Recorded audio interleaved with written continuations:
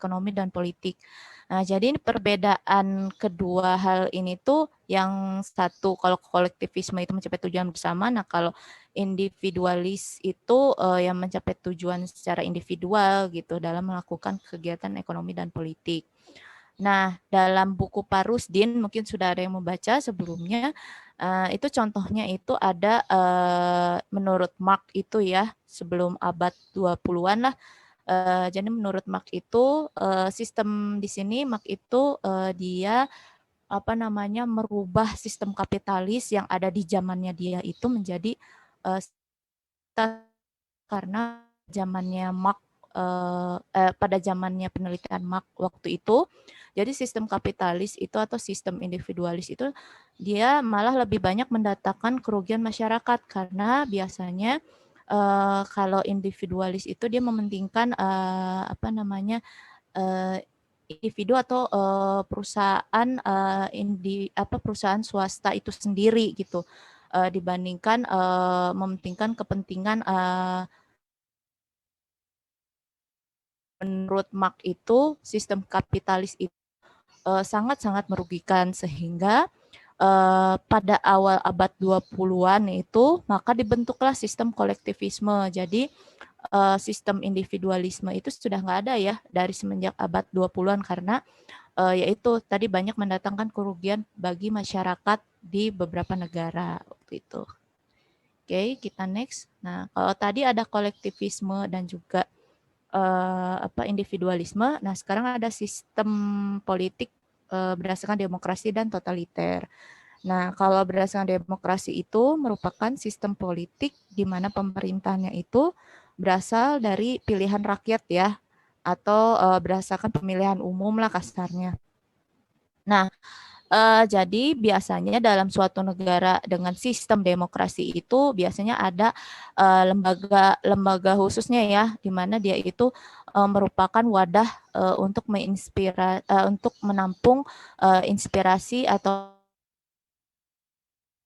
di negaranya untuk disampaikan ke pemerintah langsung. Nah, kalau di Indonesia sendiri itu ada DPR ya, Dewan Perwakilan Rakyat, walaupun mungkin saat ini DPR sendiri menjadi pro dan kontra ya.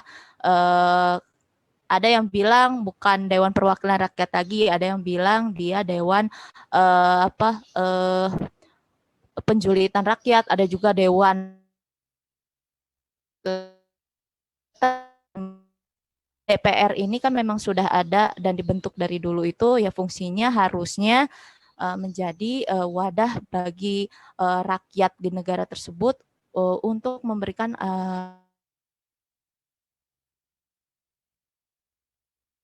ya DPR ini sendiri. Nah, kalau satu lagi ada totaliter. Nah, totaliter ini merupakan sistem pemerintahan di mana satu partai atau satu orang itu menguasai pemerintahan dan dengan tegasnya ada partai lain seperti itu. Nah, kalau totaliter ini karena sistem pemerintahannya itu biasanya dikuasai oleh satu partai, nah maka otomatis kebebasan individu atau kebebasan rakyatnya itu dibatasi ya dalam menyampaikan aspirasinya. Karena kan terkait kalau politik atau partai itu kan ada pro dan kontra ya di dalamnya, ada yang mendukung, ada juga yang ibaratnya memberontak ya terhadap partai tersebut. Jadi aspirasi-aspirasi yang sekiranya memojokkan partai tersebut biasanya dibatasi, dan juga media juga dibatasi karena kan terkait dengan image dari partai tersebut ya, dan juga biasanya tidak ada pemilihan umum. Jadi memang satu generasi ya memang orang itu aja, misalnya sistem kerajaan sih biasanya ya. Misalnya tuh. Nah, si anaknya itu pasti bakal jadi pemimpin lagi untuk negara tersebut.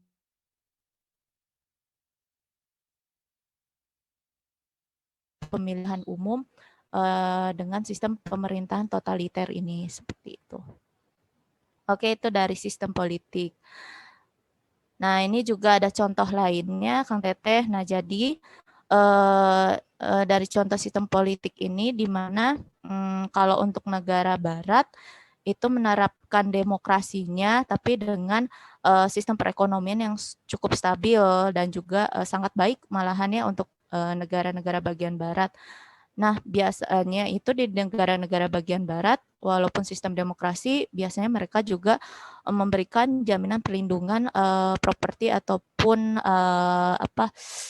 jaminan perlindungan untuk tempat tinggal ya bagi masyarakatnya gitu, dan juga mendukung produktivitas usaha-usaha yang ada di negaranya gitu. Nah, jadi itu khusus untuk negara barat. Nah, berbeda halnya untuk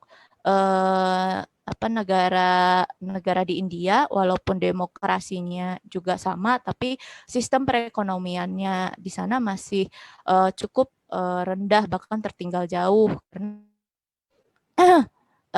Yaitu tadi, jadi karena politik yang berbeda, otomatis juga sistem perekonomiannya pun berpengaruh seperti itu. Jadi makanya dari itu negara barat dengan negara-negara Asia itu biasanya walaupun ada sistem demokrasi yang sama, tapi ekonominya itu berbeda gitu. Seperti itu. Oke, itu dari sistem politik. Nah, ini yang kedua ada sistem ekonomi. Nah, sistem ekonomi itu ada 3 ya kan Teteh, ada sistem ekonomi pasar, komando, dan juga campuran. Nah, kalau sistem ekonomi pasar itu merupakan sistem produksi barang dan jasa yang diserahkan kepada hukum permintaan dan penawaran melalui mekanisme harga. Nah, biasanya di sistem ekonomi pasar ini yang diuntungkan adalah konsumennya.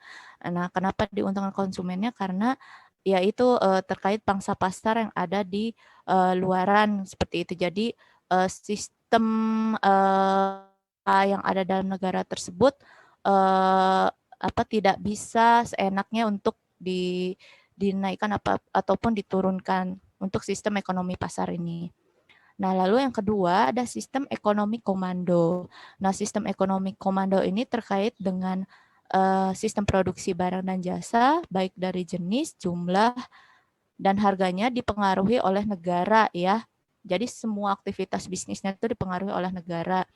Nah, ini biasanya ekonomi komando ini si perusahaannya tersebut merupakan perusahaan negara yang memang diawasi ya untuk gerak-gerik aktivitas bisnisnya. Nah, contohnya adalah mungkin yang ada di Indonesia Bulog kali ya. Nah, Bulog itu kan sebenarnya walaupun dia perusahaan logistik, tapi dia ternyata ada inovasi produk juga ya, Kang Teteh. Contohnya seperti gula itu kalau nggak salah merek gula dari Bulog tuh si manis apa gitu, saya lupa gitu. Nah, itu jadi gerak-gerik si Bulog ini dia tidak bisa seenaknya saja untuk produknya karena itu sudah ditentukan semua oleh negara seperti itu. Juga ada sistem ekonomi campuran. Nah, sistem ekonomi campuran itu ya itu gabungan dari pasar dan komando. Nah, ini jadi sebagian itu di ekonomi campuran itu biasanya ya walaupun dia melakukan sistem produksinya berdasarkan pangsa pasar, tapi dia juga tetap selalu diawasi oleh negara seperti itu. Nah, biasanya kalau perusahaan-perusahaan swasta sih banyak yang udah melakukan sistem ekonomi campuran ya, terutama manufaktur yang multinasional seperti itu. Oke, itu untuk sistem ekonomi. Nah, ini contohnya dari buku Pak Rusdin itu ada istilah GDP ya, dan juga literasi rate. Nah, jadi apa bedanya GDP yang kemarin sempat kita bahas itu? Nah, jadi GDP itu adalah nilai total dari barang dan jasa yang diproduksi suatu negara dalam 1 tahun. Nah, jadi untuk GDP itu sendiri dilihat dari aktivitas bisnis ataupun perdagangan di negara tersebut ya. Contohnya misalnya di sini Jepang, Swedia, Swiss, dan Amerika Serikat itu GDP-nya tinggi. Karena apa? Karena memang mereka termasuk negara dengan industri maju ya. Ya karena mereka memiliki teknologi dan juga inovasi yang tinggi. Nah, sedangkan Indonesia, Cina, India itu termasuk negara dengan pertumbuhan GDP terendah ya, karena dari sisi teknologi dan juga inovasinya masih cukup rendah ya dibandingkan dengan negara-negara di bagian barat ataupun bagian benua Eropa dan juga Amerika seperti itu. Nah, bedanya GDP dengan literasi rate itu, jadi literasi rate itu sistem ekonomi berdasarkan jumlah penduduk, jumlah kematian, tingkat harapan hidup, hingga tingkat pendidikan ya. Nah, jadi sistem ekonomi di literasi rate ini dipengaruhi oleh beberapa faktor tadi. Nah, contoh misalnya, jadi kita tidak bisa menjudge aktivitas kita tidak bisa menjudge ekonomi suatu negara itu dari aktivitas bisnis yang dilakukannya saja ya, ataupun dari GDP-nya saja, tapi bisa dengan literasi rate-nya tadi juga gitu. Ya kalau misalnya contoh di India ya, itu kan seperti kita ketahui ya, di mereka tuh dengan jumlah kelahiran cukup tinggi ya di India gitu, karena terkait budaya dan lain sebagainya ya. Nah, otomatis itu akan berpengaruh ya terhadap sistem ekonomi negaranya gitu. Dengan banyaknya anak, otomatis kan banyak biaya yang dikeluarkan gitu, dan juga itu juga akan mempengaruhi bisnis-bisnis yang ada di negara tersebut. Jadi dengan banyaknya penduduk dan jumlah kematian yang rendah, otomatis itu akan mempengaruhi sistem ekonomi di negara tersebut seperti itu. Itu yang dimaksud di literasi rate. Oke, dari sistem ekonomi kita lanjut ke 3, yaitu sistem hukum. Nah, jadi dalam bisnis internasional juga ada hukum atau aturan yang berlaku ya, Kang Teteh. Nah, ini hukum tersebut adalah untuk mengatur perilaku, bagaimana aturan tersebut diterapkan, dan juga tanggapan dari adanya aturan di negara tersebut. Nah, biasanya aturan-aturan ataupun hukum yang berlaku di negara tersebut itu akan mempengaruhi investasi-investasi dalam perdagangan atau bisnis secara internasional. Nah, ini contohnya adalah di buku Parusdin ya, mungkin udah pada baca, di tahun 1977 itu pemerintah Amerika Serikat memberlakukan FCPA atau Foreign Corrupt Practice Act, yang menetapkan bahwa penyuapan itu merupakan tindakan suatu kriminal ya. Jadi di tahun 1977 itu diberlakukan hukum untuk mencegah terjadinya korupsi di Amerika. Nah, ini tambahannya ya Kang Teteh terkait dengan haki, walaupun di luar dari konteks sistem politik, ekonomi, dan juga hukum. Nah, ini dibahas juga di buku Parusdin itu mengenai haki atau hak kekayaan intelektual. Nah, hak itu apa? Jadi hak itu adalah hak oleh pemilik sumber daya untuk menyimpan atau menggunakan sumber yang dimilikinya sehingga menghasilkan keuntungan. Nah, haki ini sendiri ada 2 ya, Kang Teteh, ada private action, ada public action. Nah, private action ini biasanya hak milik pribadi itu dapat hilang kalau adanya tindakan kriminal seperti pencurian, pembajakan, pemerasan oleh suatu individu ataupun kelompok. Nah, kalau public action itu hak milik pribadi itu dapat hilang jikalau adanya aksi secara publik atau public action seperti penarikan pajak, izin lisensi, dan lain sebagainya.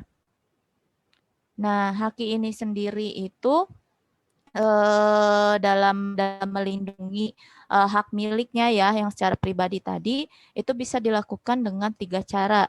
Jadi yang pertama dengan melakukan haki itu sendiri, dan yang kedua bisa dengan memiliki sertifikasi product safety dan product liability, dan yang ketiga dengan membuat kontrak hukum atau hukum kontrak ya.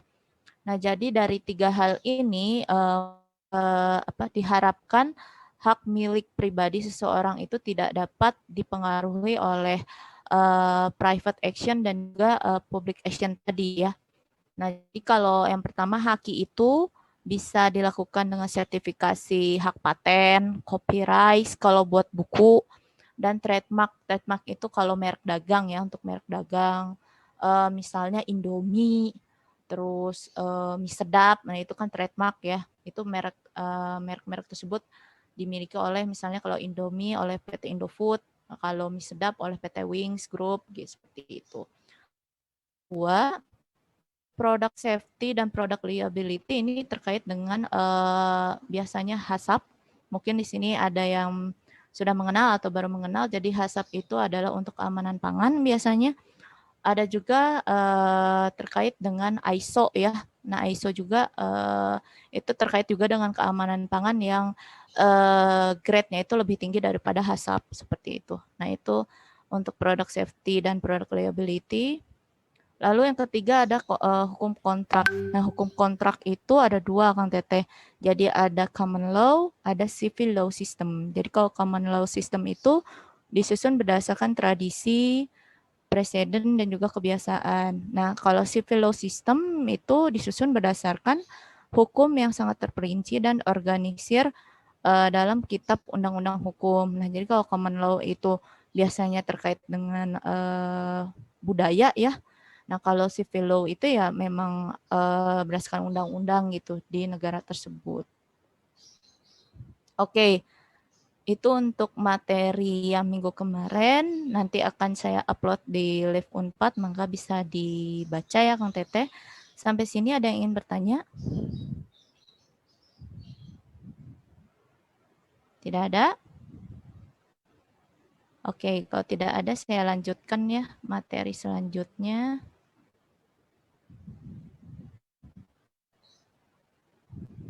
Oke. Ini saya akan lanjutkan untuk materi perbedaan budaya ya dalam bisnis internasional. Apakah sudah terlihat Akang Teteh? Kelihatan, Bu. Oke, siap. Nah, ini materi untuk minggu ini ya. Nah, jadi budaya juga mempengaruhi dalam perdagangan atau bisnis secara internasional. Nah, oke. Prinsip-prinsip terkait bisnis internasional itu mempengaruhi kinerja dari bisnis internasional itu sendiri. Nah, gimana sih supaya bisnis internasional itu cukup sukses ya dalam melakukan kinerjanya? Maka dia memerlukan cross culture literacy. Nah, apa itu cross culture literacy? Nah, itu adalah bagaimana memahami dan mengatasi perbedaan budaya antar negara ya secara internasional. Nah, oke. Jadi biasanya untuk memahami ini harus terdapat hubungan yang signifikan ya antara biaya praktik bisnis dengan budaya yang melatar belakangi praktik tersebut. Nah, faktor budaya juga dapat membantu perusahaan mencapai keunggulan yang kompetitif.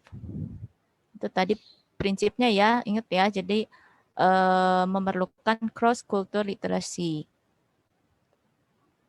Oke, nah ini ada contohnya. Nah, contohnya nih, misalnya budaya di Jepang ya. Budaya di Jepang itu kan biasanya efisiensinya cukup tinggi ya, dan mereka juga budayanya dengan efisiensi yang tinggi juga ada istilahnya budaya kaizen ya, mungkin ada yang pernah dengar ya. Nah, jadi karena budaya Jepang terkait dengan budaya efisiensi ya, atau hemat lah kasarnya. Nah, itu otomatis mereka harus membuat suatu rencana produksi untuk barang dan jasa itu dengan biaya rendah dan hasil output yang sebesar-besarnya atau setinggi-tingginya. Nah, itu biasanya kalau di Jepang. Nah, beda halnya kalau di Inggris. Di Inggris itu dia tidak masalah ya terkait biaya atau efisiensi. Nah, cuman di sana Inggris itu sangat penting sekali terkait dengan status sosial. Nah, status sosial yang gimana maksudnya? Jadi kayak yang di Inggris itu kan sangat mementingkan merek ya, Kang Teteh.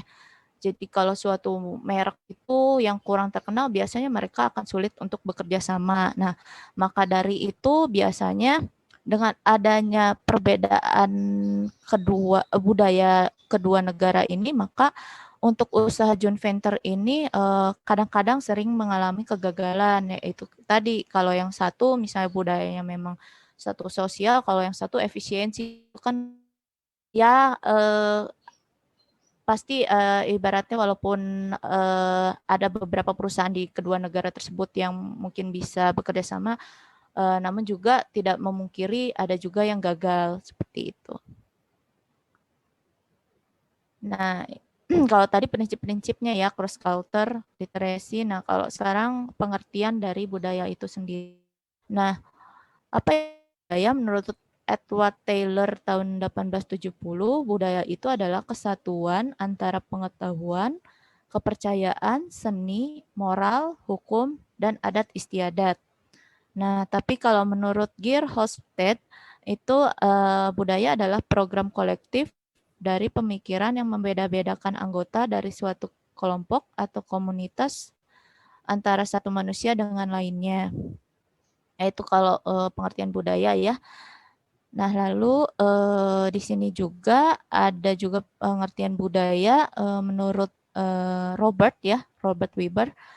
Jadi budaya itu merupakan sistem pemikiran, pendapat, dan ide yang dirancang untuk suatu kehidupan. Nah, kalau sedangkan menurut buku dari Pak Rusdin, budaya itu sendiri merupakan suatu sistem nilai dan norma yang diberikan pada suatu kelompok atau komunitas manusia, dan ketika itu sudah disepakati dan disahkan, maka akan menjadi sebuah landasan dalam suatu kehidupan.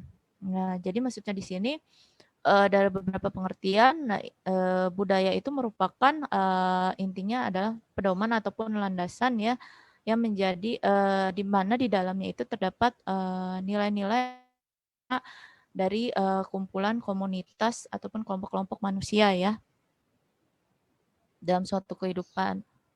Oke, itu tadi pengertian budaya. Nah, ini kita masuk ke sistem politik dan ekonomi ya. Nah, oke, sebentar. Aduh. Oke, nah, jadi di sini di sistem politik dan ekonomi ini, sebentar ya Kang Teteh. Oke.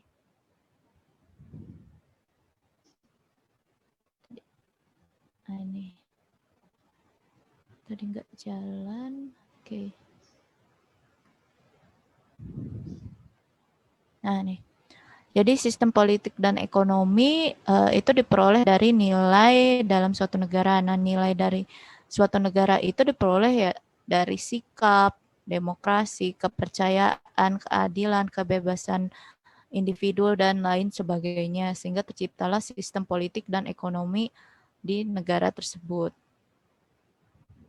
Nah, lalu dari sistem ekonomi dan politik tadi, maka terbentuklah ruang lingkup dari budaya tersebut ya, menjadi budaya di negara tersebut, di mana di dalamnya itu ada norma, norma itu aturan-aturan ya yang dibentuk biasanya sih berdasarkan undang-undang ya.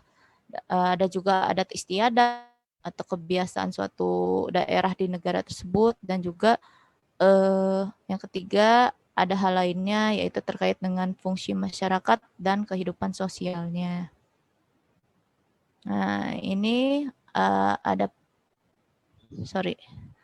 prioritas nilai-nilai di buku Pak Rusdin mungkin lebih lengkap ya, mangga Kang Teteh bisa baca. Nah, di sini ada Jepang, Amerika, Malaysia, Rusia, dan Prancis.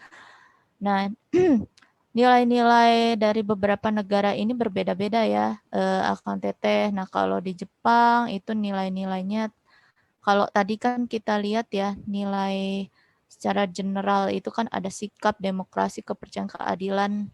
Nah, ini kalau secara general. Nah, cuma kan kalau beberapa negara kan berbeda-beda ya. Nah, ini kalau di negara Jepang ada hubungan, keselarasan, keamanan, keluarga, kebebasan dan lain sebagainya. Nah, kalau di Amerika beda lagi. Di Amerika ada kebersamaan, kebebasan kelompok, keterbukaan, sebagainya. Nah, ini akan berbeda juga dengan Malaysia, Rusia, dan Prancis. Maka nanti bisa baca sendiri ya di apa namanya di buku Pak Rusdin. Oke. Nah ini di sini ada 3 contoh ya, 3 contoh negara yang menerapkan nilai-nilai budaya dalam melakukan hubungan bisnis secara internasional. Nah, ada yang pertama kalau dari Amerika itu informalitas ya, sedangkan kalau dari negara Jepang itu ada keselarasan, tapi berbeda juga dengan negara Arab. Nah, ini terkait dengan religius, keselarasan religius. Nah, dari beberapa hal yang berbeda ini otomatis akan mempengaruhi bisnis internasional. Contohnya kayak misalnya sini Arab ya. Nah, kalau ibaratnya tidak satu kepercayaan atau satu biasanya akan sulit ke negara Arab. Karena tadi untuk negara Amerika dan Jepang itu kan di sini tidak wajib ya untuk memulai hubungan bisnis itu dengan hal-hal yang berbau religius. Nah, tapi beda halnya dengan United Arab itu dia religius atau keagamaan itu sangat penting. Nah, itu poin pertama. Lalu poin kedua itu ada kalau di Amerika ada keterbukaan, kalau Jepang itu budaya hormat ya. Dan kalau yang di Arab itu terkait dengan hospitalitas atau apa namanya terkait dengan kenyamanan ya. Nah, dari beberapa nilai-nilai budaya yang berbeda ini, nah itu kan semua ibaratnya harus disesuaikan ya. Jadi dalam hubungan bisnis itu kita jangan sampai melanggar dari nilai-nilai budaya antar negara tersebut. Jadi kita misalnya kalau kita di Indonesia, misalnya kita agama Hindu misalnya, agama Hindu kita boleh makan misalnya makanan yang menurut Muslim itu haram, terus kita apa namanya melakukan ekspansi bisnisnya ke Arab. Nah itu kan nggak bisa ya kalau tidak ibaratnya tidak dilabeli dengan halal seperti itu. Nah itu harus disesuaikan ya akan teteh nilai-nilai budaya ibaratnya dalam untuk memulai hubungan bisnis yang baik. Oke. Nah, selain itu ada juga faktor penentu budaya. Nah, faktor penentu budaya itu akan mempengaruhi sistem norma dan nilai budaya antar negara. Nah, yaitu apa aja tuh ada 6, ada struktur budayanya itu sendiri, ada agama, politik, ekonomi, pendidikan, dan juga bahasa yang digunakan di antar negara tersebut. Nah, implikasi bisnis dari perbedaan budaya itu sendiri adalah di mana kita memahami kebutuhan antar negara dengan melakukan apa namanya silang budaya atau pertukaran budaya ya.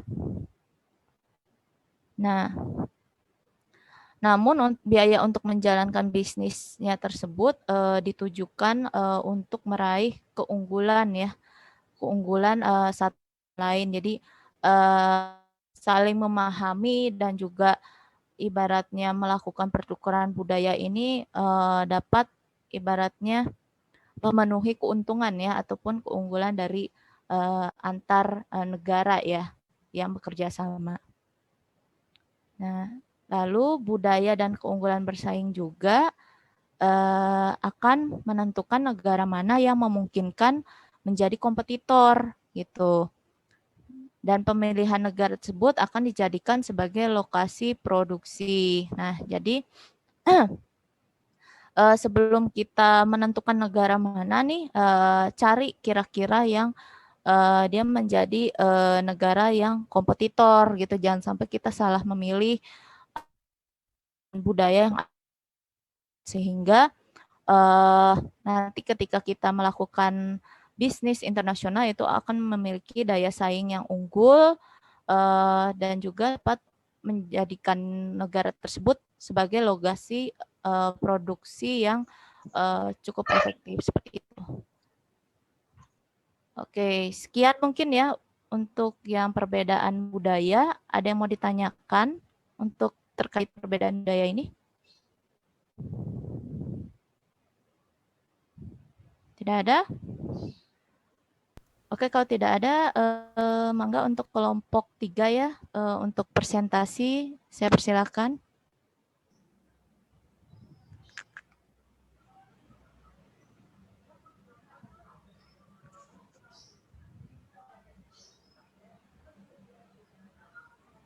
Mangga, halo kelompok 3.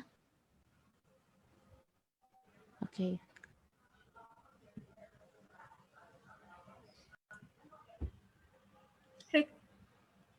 Apakah PPT sudah terlihat, Bu? Udah, silakan.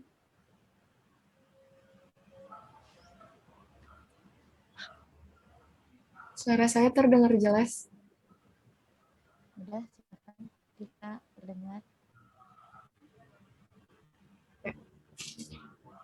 Bismillahirrahmanirrahim. Assalamualaikum warahmatullahi wabarakatuh. Perkenalkan, saya Rika Nadianti dengan NPM terakhir 136. Lalu ada Nazma Safira dengan NPM terakhir 134. Di sini kami akan mempresentasikan tentang materi perbedaan budaya dalam bisnis internasional. Nah, apa sih budaya? Pengertian budaya sangat bervariasi dan dapat ditinjau dari berbagai sudut pandang. Nah, salah satu pengertiannya itu merupakan kumpulan nilai-nilai, kepercayaan, perilaku, kebiasaan, dan sifat yang membedakan suatu masyarakat dengan masyarakat lainnya. Lalu menurut John P. Kotter dalam bukunya, mendefinisikan budaya secara lebih formal, sebagai totalitas pola perilaku, kesenian, kepercayaan, kelembagaan, dan semua produk lain dari karya dan pemikiran manusia yang mencirikan suatu masyarakat atau penduduk yang ditransmisikan bersama. Next. Pengertian mengenai bisnis internasional telah dikemukakan oleh banyak ahli. Menurut John D. Daniels, bisnis internasional merupakan sebuah kesatuan yang terdiri dari segala bentuk transaksi komersial yang dilakukan oleh dua negara atau lebih. Menurut Ruthman dan Hodgetts, international business is the study of transaction taking place across national border for the purpose of satisfying the needs of individual and organization. Menurut Griffin dan Puste, international business is any business transaction between parties from more than one country is part of international business. Dan menurut Ball dan Wendley, bisnis internasional merupakan bisnis yang kegiatan-kegiatannya melewati batas-batas negara.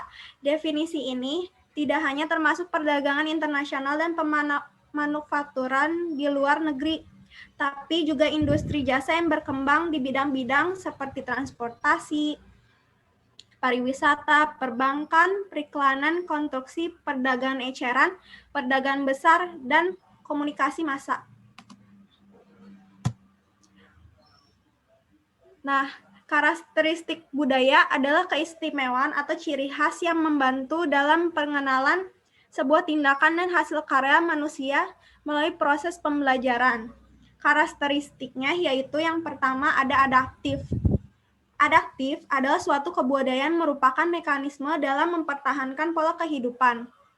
Yang kedua dipelajari. Kebudayaan didapat dari proses pembelajaran untuk berbudaya. Karena secara naluriah saja, manusia akan hidup tanpa sebuah kebudayaan. Yang ketiga berubah, kebudayaan berkembang dan dinamis setiap saat. Yang keempat, tidak disadari oleh masyarakat. Nah, penganut sebuah kebudayaan tidak sadar bahwa dirinya berada dalam pola kebudayaan tersebut karena kebudayaan tersebut telah melekat pada dirinya. Yang kelima, tidak diketahui secara keseluruhan. Semua masyarakat tidak ada yang mengetahui secara keseluruhan suatu budaya. Hanya saja yang diketahui berupa fakta-fakta sosial. Yang keenam, memberikan dan membatasi pola tingkah laku. Kebudayaan memberikan jarak dalam interaksi dan membatasi pola tingkah laku masyarakatnya. Yang ketujuh, tidak bertahan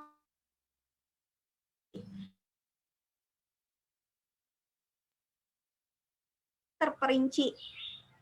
Dan yang terakhir, dibagikan. Suatu kebudayaan merupakan kumpulan prinsip dan keyakinan baik, sehingga manusia tersebut akan berusaha melestarikan dengan cara menyebarkan ke manusia lain. Ya, nah untuk selanjutnya itu ada unsur-unsur kebudayaan. Di sini ada pertama sistem bahasa. Nah, menurut Ensiklopedia Nasional Indonesia, sistem bahasa ini merupakan tanda bunyi yang secara sukarela dipergunakan oleh anggota kelompok sosial untuk bekerja sama, berkomunikasi, dan mengidentifikasi diri. Nah, tanpa adanya bahasa, kita tidak atau bekerja sama dengan orang lain, seperti itu. Lalu yang kedua ada sistem pengetahuan. Nah, sistem pengetahuan ini pengetahuan yang diketahui oleh manusia, misalkan seperti benda, sifat, keadaan, atau alam semesta, flora, fauna, bilangan, sifat-sifat, dan lain sebagainya. Tiga, itu sistem organisasi kemasyarakatan. Nah, dengan adanya sistem ini itu untuk memudahkan dan mencapai tujuan dari masyarakat itu sendiri. Dan sistem masyarakatan ini juga sistem yang muncul atas kesadaran manusia bahwa manusia itu mempunyai kekurangan dan pasti suatu saat akan membutuhkan bantuan dari orang lain, seperti itu. Lalu yang keempat ada sistem teknologi. Nah, sistem teknologi ini mencakup peralatan dan perlengkapan yang dibutuhkan manusia dalam kehidupan sehari-hari. Nah, teknologi ini juga menyangkut cara-cara atau teknik memproduksi, memakai, serta memelihara peralatan dan perlengkapan dari manusia. Contohnya seperti senjata, wadah, pakaian, atau alat-alat produksi, dan lain sebagainya. Lalu yang kelima itu ada sistem ekonomi. Nah, sistem ekonomi ini merupakan sama dengan sistem pencaharian, dan sistem ini juga berfungsi untuk memenuhi kebutuhan manusia sehari-hari. Nah, sistem ini juga memenuhi kebutuhan mulai dari produksi, distribusi, serta konsumsi. Lalu yang keenam itu ada sistem religi. Sistem religi ini merupakan sistem kepercayaan, di mana manusia percaya terhadap sesuatu yang lebih tinggi dari dirinya. Dan sistem religi ini juga berfungsi untuk mengatur kehidupan manusia dan dengan hubungannya dengan penciptanya. Lalu yang terakhir ada sistem kesenian. Nah, kalau sistem kesenian ini merupakan sarana untuk kita untuk mengekspresikan atau menunjukkan kreativitas dari diri kita sendiri. Next. Nah, ada 3 konteks budaya, yaitu yang pertama pendekatan konteks rendah, konteks tinggi, hal. Nah, dalam budaya konteks rendah, kata-kata yang dipakai pembicara eksplisit menyampaikan pesan pembicara tersebut kepada pendengarnya. Dalam budaya konteks tinggi, konteks terjadinya pembicaraan tersebut akan sama pentingnya dengan kata-kata yang benar-benar diucapkan dan petunjuk-petunjuk budaya yang berperan penting dalam memahami apa yang sedang dikomunikasikan. Perilaku bisnis dalam budaya konteks tinggi sering berbeda dari perilaku bisnis dalam budaya konteks rendah. Budaya konteks tinggi memberikan nilai yang lebih tinggi pada hubungan antar pribadi dalam menemukan apakah akan menyetujui suatu kesepakatan bisnis. Sedangkan dalam budaya konteks rendah lebih mementingkan ketentuan-ketentuan khusus suatu transaksi. Yang kedua, ada pendekatan kelompok budaya. Adalah teknik lain dalam mengklasifikasikan dan memahami budaya-budaya nasional. Kelompok budaya terdiri atas negara-negara yang banyak memiliki kesamaan budaya, walaupun tetap ada perbedaan. Banyak pebisnis internasional secara naluriah menggunakan pendekatan kelompok budaya dalam merumuskan strategi internasionalisasi mereka.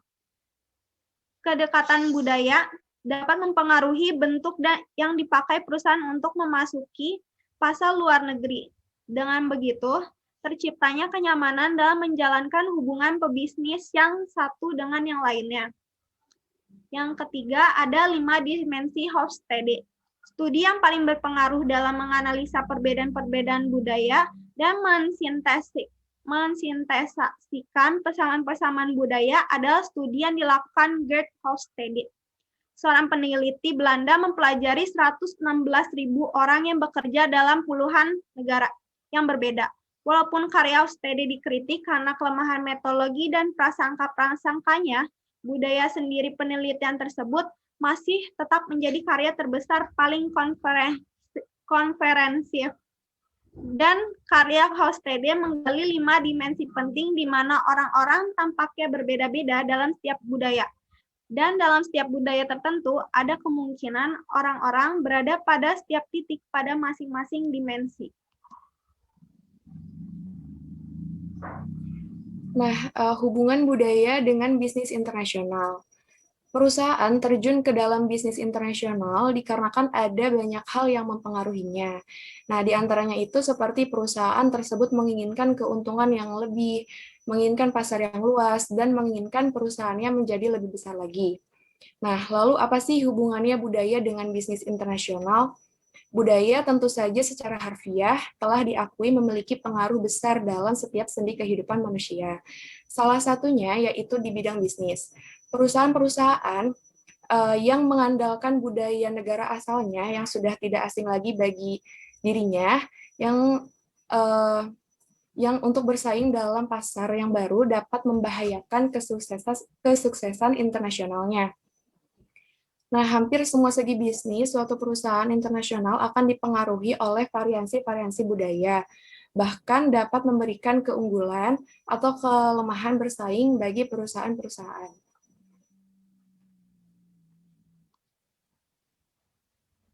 Nah, lalu bagaimana sih langkah-langkah atau strategi untuk menghadapi perubahan bisnis?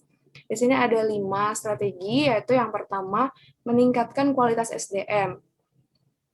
Bisnis yang kita jalankan bisa survive dari persaingan yang sangat ketat ini, yaitu bisa dengan cara memberikan pelatihan, pengetahuan tentang teknologi, yang dan juga meningkatkan kualitas diri sendiri untuk kita sebagai karyawan ataupun sebagai pemilik atau owner dari suatu perusahaan.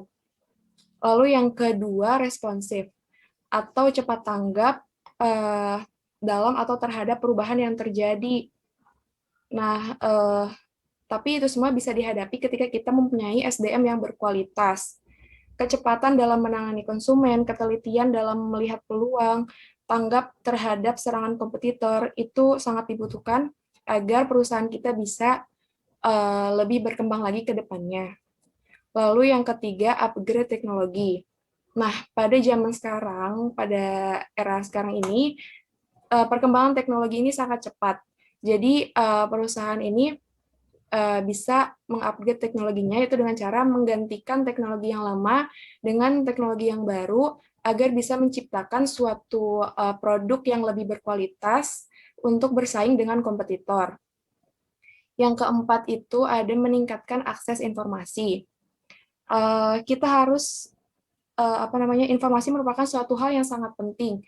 Ketika kita mendapatkan suatu informasi, misalkan dari televisi maupun radio, kita harus bisa mengembangkan sumber dari informasi tersebut. Misalnya, kita bisa melakukan hal itu dengan cara searching di internet atau sosial media tentang suatu informasi ya atau sumber yang kita dapatkan agar bisa lebih banyak mendapatkan informasi secara lengkap seperti itu. Lalu yang terakhir ada evaluasi pencapaian target. Nah, di sini ketika kita sedang menjalani suatu bisnis, kita harus selalu mengadakan evaluasi untuk mengetahui apakah perusahaan kita ini sudah berkembang sudah baik atau masih ada kekurangannya gitu. Sebagai bahan untuk perusahaan ke depannya agar bisa menjadi lebih baik lagi. Next. Nah, kesimpulannya, Memahami perbedaan-perbedaan budaya sangat berperan penting bagi keberhasilan perusahaan-perusahaan yang terlibat dalam bisnis internasional. Budaya suatu masyarakat memengaruhi aturan-aturan politik, ekonomi, sosial, dan etika yang harus dipatuhi suatu perusahaan dalam hubungan-hubungan bisnisnya. Dalam masyarakat tersebut, budaya suatu masyarakat mencerminkan nilai-nilai, keyakinan, perilaku, kebiasaan, dan sikapnya. Semua yang sudah dijelaskan tadi mempengaruhi pengoperasian bisnis dalam banyak hal seperti praktik, perekrutan, tingkat keluar masuknya karyawan, dan desain program penggajian. Bagi para pebisnis yang akan melakukan bisnis internasional, hendaknya terlebih dahulu mengenali budaya dari negara yang akan menjadi tempat mendirikan perusahaan, agar dapat meminimalkan kerugian yang timbul akibat kesalahpahaman yang terjadi antara kebudayaan negara yang dituju dengan negara asal.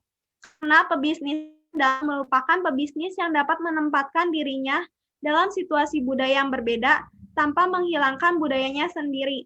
Kemampuan anggota perusahaan dalam menyesuaikan diri dengan kebudayaan yang ada ataupun kebudayaan yang bercampur sangatlah penting. Karena semakin tinggi perusahaan memaksimalkan penyesuaian diri dengan kebudayaan yang ada, maka semakin perusahaan dapat dengan mudah mengembangkan perusahaannya. Dengan begitu, perusahaan pun dapat mencapai sasaran dan profit yang besar. Terima kasih. Jika ada yang ingin bertanya. Oke, kecap kelompok 3, enggak. Ada yang ingin bertanya?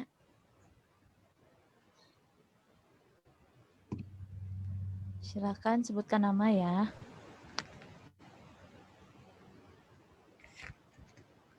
Lagi, Akang Teteh. Halo? Ibu. Oke. Siapa? Pagi, Bu. Boleh? Ada yang ingin bertanya terkait dengan perbedaan budaya ini? Mungkin saya deh, Bu, mau bertanya. Boleh, Hendra, silakan. Baik, terima kasih Rika dan juga Najma atas pemaparannya tadi. Namun di sini saya ada hal yang mau saya tanyakan berkaitan dengan hubungan budaya dengan bisnis internasional ya, yang tadi yang sudah dipaparkan oleh Rika. Jadi kalau menurut Rika dan Najma nih, itu kan apa sih yang memang begitu penting ketika contohnya misalkan kita ingin menjadi seorang pembisnis di ranah internasional gitu kan ya, kenapa kita harus banget untuk mempelajari dari bisnis dan juga hubungannya apa ke dalam bisnis kita nantinya gitu. Mungkin itu dulu. Terima kasih. Sok, mangga langsung dijawab. Kelompok 3, silakan. Saya ingin izin menjawab pertanyaan Hendra.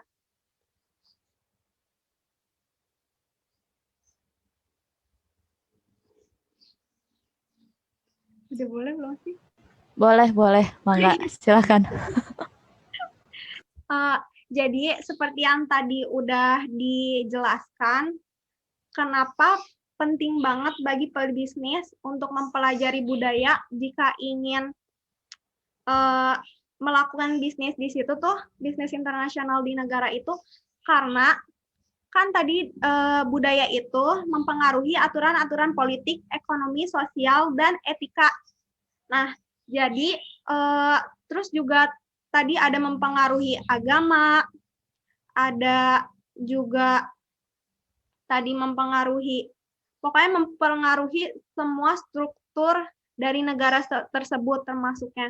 Nah, jadi penting soalnya agar tidak mengalami kesalahpahaman saat melakukan bisnis di sana. Jadi harus menempatkan dirinya dalam situasi budaya di situ tanpa menghilangkan budayanya sendiri. Misalnya kan perusahaannya dari Indonesia nih, terus pengen go internasional ke misalnya ke Amerika. Nah, jualan Indomie, rasanya tetap, tapi ada juga pas di Jepang rasanya ada dibedain dikit. Nah, gitu sih, tanpa menghilangkan budayanya sih. Gimana ya? Gitu. Kasih Rika kalau ada yang mau nambahin. Ya, saya mau menambahkan sedikit kenapa budaya sangat penting sekali ketika kita ingin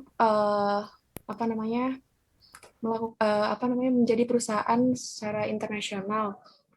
Jadi kekuatan budaya itu dapat digunakan untuk mengerjakan analisis ekonomi juga yang dapat dimanfaatkan oleh sebuah korporasi maupun lembaga perekonomian lain. Jadi misalkan kita ingin membuka perusahaan di negara apa gitu. Nah, pasti kita harus tahu dulu di negara tersebut sistem perekonomiannya seperti apa atau sistem perdagangannya seperti apa agar kita juga bisa beradaptasi dan meminimalisir kegagalan dalam melakukan pembangunan bisnis tersebut seperti itu. Terima kasih. Apakah sudah cukup? Ya, gimana Hendra? Apakah sudah cukup puas dengan jawaban kelompok 3? Cukup, Bu. Terima kasih. Oke, sama-sama. Terima kasih Nazma dan Rika. Memang nggak ada lagi yang ingin bertanya pada kelompok 3?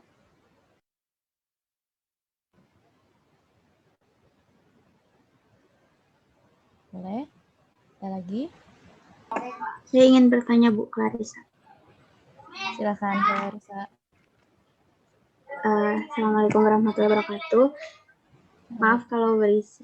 Saya ingin bertanya, jadi untuk faktor utama apa atau nilai-nilai utama dari Indonesia itu yang membuat Indonesia bisa melakukan bisnis internasional dengan negara lain gitu.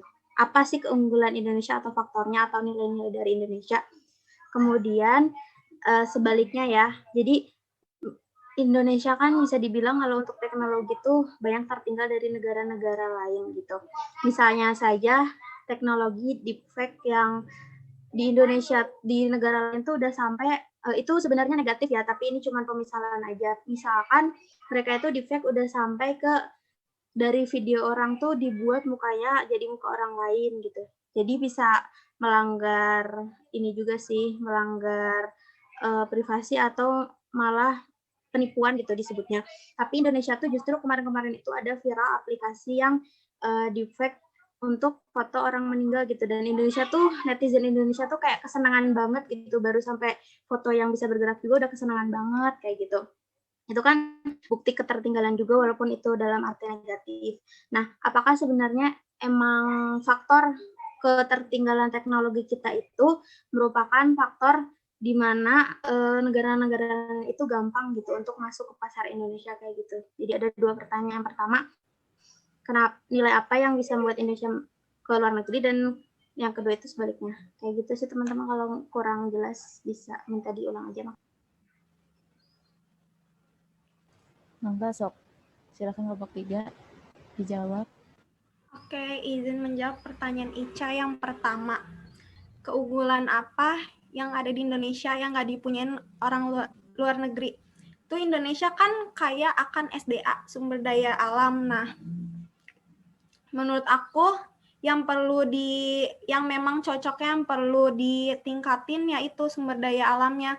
Terus juga itu keunggulan Indonesia, tapi perlu juga jangan ngirim mentahnya aja, diproduksi dulu di Indonesia. Kata tadi Ica kan kurang teknologi ya. Nah, mungkin itu sama pemerintahnya perlu ditingkatkan lagi teknologinya biar nggak kalah sama negara lain. Jadi nge-ekspornya tuh bukan mentahnya doang, tapi udah barang jadi gitu, sumber daya alamnya gitu. Mau jawab yang kedua?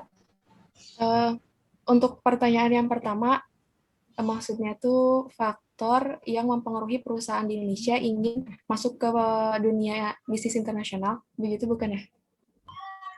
Jadi yang menjadi faktor gitu untuk masuk luar negeri, bukan gampang sih. Apa sih misalkan kita tuh pandai dalam bernegosiasi gitu, atau kita itu punya prinsip yang gimana gitu bisa membuat kita gampang atau bisa berbisnis dengan negara lain.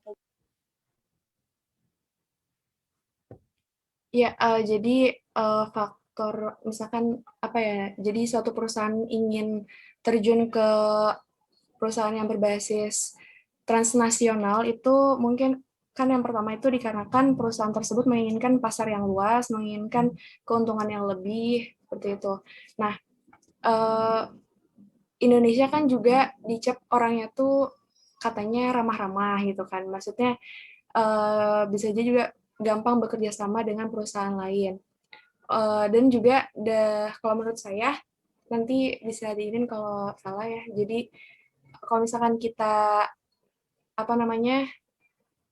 membuka perusahaan di negara lain, itu juga bisa menjadi akan peluang kita untuk bukan ini sih kayak mencuri-curi ilmu gitu, ilmu. Jadi di sana tuh sudah seperti apa gitu kan. Misalkan teknologinya udah sampai mana, jadi kita bisa sambil belajar dan mungkin bisa sambil meniru seperti itu ya, secara kasarnya gitu. Gimana Nazma, mau nambahkan lagi? Tadi yang pertanyaan kedua apa, Cak? Lupa. Bisa tolong diulangi? Pertanyaan kedua itu yang ini, Indonesia tuh kan bisa disebut ketertinggalan teknologi. Apakah itu merupakan faktor yang membuat banyak perusahaan lain itu bisnis di Indonesia gitu, kayak misalkan menciptakan aplikasi apa kayak gitu.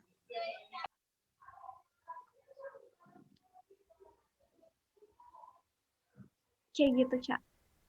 Bener nggak kayak gini pertanyaan? Jadi kenapa perusahaan lain nggak mau investasi di Indonesia, maksudnya gitu? Bukan nggak mau investasi sih, tapi jadi Iya, kan banyak perusahaan luar tuh banyak ya yang bikin aplikasi di Indonesia, kayak bahkan aplikasi investasi bodong itu banyak kan berkeliaran di Indonesia, atau aplikasi-aplikasi yang teknologi terbaru tuh banyak ada di Indonesia, dan itu penciptanya kebanyakan teh orang luar negeri gitu, bukan orang Indonesia. Itu teh kenapa? Karena Indonesia emang ketertinggalan teknologinya atau kayak gimana gitu? Izin menjawab pertanyaan Ica. Jadi kayak yang waktu dijelasin kelompok 2 itu yang waktu itu Nur Ali nanya kan kenapa Amerika sama Cina nggak terima Huawei di negaranya. Nah, itu sama kayak ini juga. Nah, di sini kan Indonesia merasa belum cukup mampu untuk membuat aplikasi seperti itu. Jadi kali menurut pemerintah, ini menurut aku aja ya. Jadi kali menurut pemerintah tuh ya udah nggak apa-apa aplikasi-aplikasi dibuat di sini. Jadi belum, soalnya sebenarnya menurut aku orang Indonesia tuh pasti mampu buat aplikasi. Cuma emang nggak punya kesempatan atau ada kendala apa. Jadi banyak aplikasi dari luar negeri yang di sini di Indonesia jadinya buatnya. Jadi kebanyakan kata Ica kan tadi, kebanyakan aplikasi dari luar negeri. Nah, menurut aku tuh kayak gitu. Terus kenapa pemerintah ngebolehin?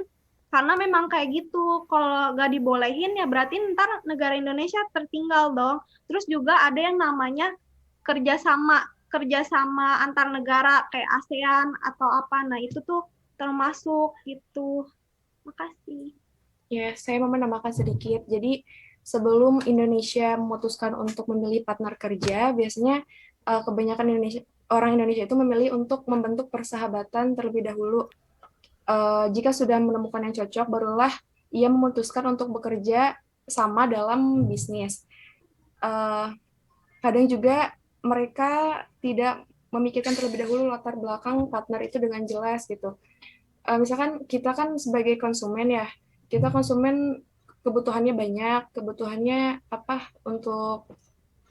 seperti teknologi itu kan pasti kita butuhkan, atau suatu perusahaan juga pasti membutuhkan teknologi yang Indonesia sendiri itu belum bisa membuat teknologi tersebut gitu. Jadi itulah mungkin yang menyebabkan Indonesia gampang menerima negara lain untuk membuat perusahaannya di Pangandaran di Indonesia gitu. Gitu. Oke. Gimana, Clarissa? Makasih kelompok 3 ya. Makasih kelompok 3 atas jawabannya. Insya Allah cukup. Makasih. Baik, jadi sedikit meluruskan ya tadi maksudnya Clarissa mungkin kekurangan dari negara Indonesia sendiri gitu terkait untuk melakukan bisnis internasional. Jadi sebenarnya sih kalau menurut saya pribadi juga ya, itu terkait dengan knowledge dari SDM itu sendiri gitu. Knowledge-nya apa? Jadi dari di tingkat pendidikannya. Jadi banyak di negara Indonesia itu yang memang tingkat pendidikannya itu masih tergolong standarnya cukup rendah ya dibandingkan dengan luar negeri seperti itu. Karena kenapa? Karena di luar negeri sendiri yaitu tadi untuk sarana dan fasilitas di pendidikan itu kan sebenarnya sangat penting ya, Kang Teteh. Coba deh kalian browsing gitu ya. Perbedaan sistem pendidikan di Indonesia dan di luar itu bukan tingkat pendidikan ya. Maksudnya tingkat pendidikan tuh kayak S1, D3, SMA bukan. Jadi dari sistem pendidikannya gitu. S1-nya di Indonesia dengan S1-nya di luar negeri itu memang sudah cukup berbeda ya. Jadi kalau di Indonesia, S1-nya Indonesia, maaf nih saya bukan menceritakan sendiri, jadi lebih kayak kalau di luar negeri itu contohnya kayak di Singapura, itu kita tuh kayak setara level D3-nya mereka lulusan di Singapura gitu. Karena kalau S1-nya di Singapura itu sendiri mereka sudah dituntut untuk membuat sebuah proyek dan menganalisanya serta membuat solusi dari proyek tersebut seperti itu. Nah, sedang kita tuh masih sedikit sekali yang mampu untuk melakukan penelitian terkait hal tersebut. Jadi dari SDM-nya sendiri sih gitu, dan juga sistem pendidikan di Indonesia itu sendiri. Seperti itu sih. Oke, jadi apakah ada lagi pertanyaan untuk kelompok 3? Saya mau bertanya. Boleh, silahkan. Kan tadi itu ada unsur-unsur kebudayaan ya. Nah, jika kebudayaan itu tuh dibawa ke bisnis internasional kayak sistem bahasa, pengetahuan, teknologi, kesenian, dan lain-lain, gimana caranya si unsur-unsur kebudayaan ini tuh yang ada di negara itu tuh nggak diakuisisi sama negara yang yang sedang berbisnisnya gitu. Kayak misalkan contohnya tuh, saya nggak tahu sih, Malaysia kan pernah mengakuisisi kesenian dari Indonesia. Nah, itu nggak tahu antara dari dalam dari maksudnya bisnis internasionalnya atau gimana. Nah, tapi gimana caranya si perusahaan ini tuh biar nantinya kesenian dan lain-lainnya tuh nggak diakuisisi oleh oleh negara yang lagi dibisnisinnya itu gitu. Ngerti gak? Sudah ngerti gak? Kalau 3.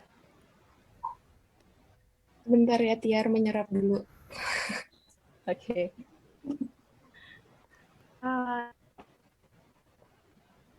Izin menjawab. Mungkin dari Najma dulu.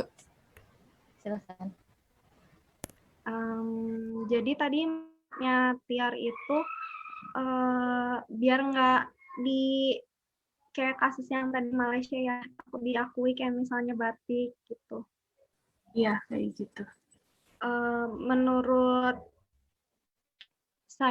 aku tuh itu sebenarnya di luar dari kehendak perusahaannya, yaitu negatifnya. Kayak misalnya perusahaan brand-brand terkenal kayak Gucci, Adidas, misalnya Chanel, terus Dior gitu. Terus ada banyak ininya kan KWA-nya. Nah, caranya sih sebenarnya itu dihak patenin ya. Cara dari hukum, cara secara hukumnya itu tuh haki dipatenin. Kayak misalnya budaya. Nah, kalau misalnya dicuri atau enggaknya itu dari individunya masing-masing lagi. Sebenarnya Malaysia tuh kayak ngaku-ngakuinnya itu cuma netizennya doang, nggak asli dari negaranya gitu. Kalau enggak, soalnya ntar berantem nih kan. Malaysia sama Indonesia masuk ke ASEAN ya, itu tuh udah kerjasama. Nah, itu sebenarnya netizennya aja yang ngaku-ngaku. Negaranya sih nggak gitu. Jadi itu paling lewat jalur hukum cara menanggulanginya. Nggak bisa dari cara nanggulanginnya di hak paten ini tuh nggak bisa dari kayak jalur biasa, atau kalau misalnya diplomasi jalur kayak komunikasi itu bisa, misalnya kalau itu nggak, kalau jurnya itu nggak sampai apa sih gimana ya, hukum gitu, kayak nyolong itu nggak sampai ngekawein, kayak nggak niru gitu, nggak niru, cuma omongan-omongan gitu. Jadi bisa didiplomasiin, bisa diomongin, tapi kalau udah niru banget tuh baru itu lewat jalur hukum caranya, pencegahannya. Terima kasih.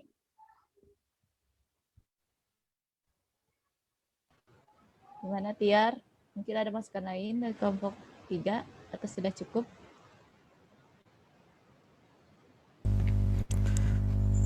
Punten Bu, apa boleh untuk izin menambahkan Bu? Boleh, mangga silakan Al-Fajri. Baik, izin menambahkan teman-teman. Ini dari pendapat saya terkait dengan budaya. Budaya itu adalah sesuatu hal yang bukan dalam artian sempit gitu. Karena budaya itu adalah dalam artian yang cukup luas sebenarnya. Contohnya aja kayak di Jepang ada sebuah budaya yang namanya itu apa ya? Aku lupa. Ada sebuah budaya Jepang itu yang sangat menjadi apa ya, patokan untuk dunia luar gitu kan. Dan sebenarnya bagaimana kita untuk menjaga kebudayaan itu, organisasi ataupun negara yang memegang budaya tersebut, bagaimana mereka kalau dalam bahasa marketingnya mungkin lebih ke branding ya, branding. Dan tadi juga disampaikan sama Nazma ada hak paten juga, bagaimana hal ini nggak bisa diduplikasi sama pihak-pihak lain. Dan juga sebenarnya budaya ini bisa untuk diduplikat, bahwa kalau seandainya budaya itu bukan dalam aspek kayak produk, bukan dari aspek produknya gitu, cuman kayak contohnya kayak disiplin yang diterapkan oleh perusahaan-perusahaan besar. Misalnya kita dari UMK kecil nih dari Indonesia misalnya ingin menduplikat bagaimana sih cara sistem kerja budaya yang diterapkan di misalnya di Nike. Nah, kita bisa aja gitu menduplikatnya itu, bahwa ternyata mereka itu menerapkan adanya sistem-sistem untuk pengawasan secara human resource-nya itu dengan menerapkan SOP yang jelas gitu. Misalnya kayak SOP-nya A, B, C, dan D. Dan itu sebenarnya bisa kita duplikat sebenarnya gitu. Dan kalau seandainya budaya dalam arti produk, itu mungkin tadi terkait dengan haki tadi. Dengan bagaimana kita mencari hak patennya, baik itu diakui secara nasional maupun secara internasional.